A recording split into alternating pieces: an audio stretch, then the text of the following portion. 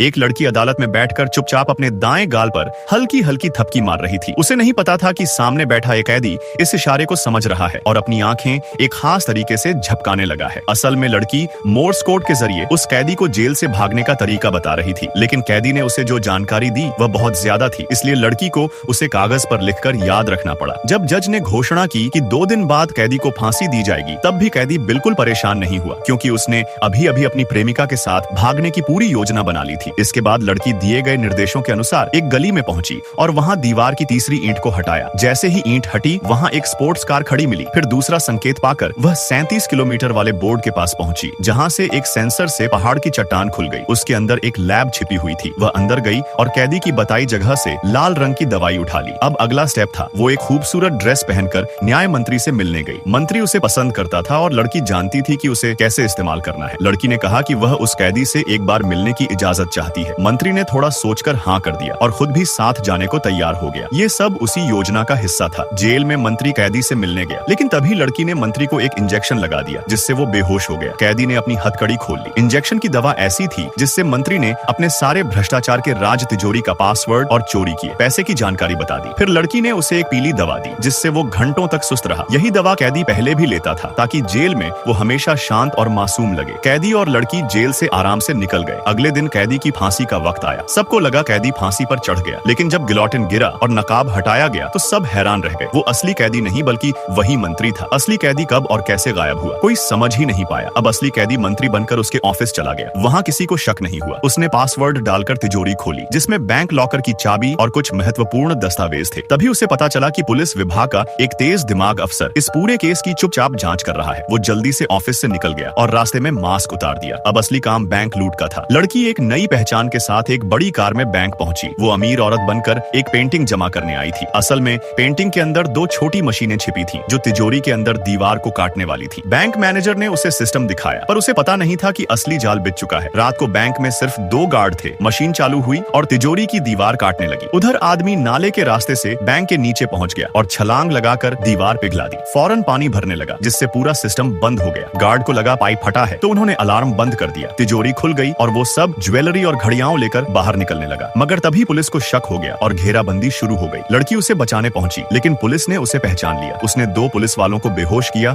और किसी तरह उसे बाहर निकाल लिया। जब वे बंदरगाह पहुंचे, वहां भी पुलिस तैयार थी। लड़की लड़ते लड़ते घायल हो गई, पर उसने हार नहीं मानी। उसने पीछे से अफसर पर हमला किया और दोनों एक नाव में बैठकर वहां से भाग गए। काफी दूर जाकर दोनों ने तय किया कि अब वे चोरी और भाग दौड़ वाली जिंदगी छोड़ देंगे। उन्होंने सारी गलत जिंदगी पीछे छोड़ने की कसम खाई और एक नई जिंदगी शुरू करने का सोचा, शांति से, बिना किसी अपराध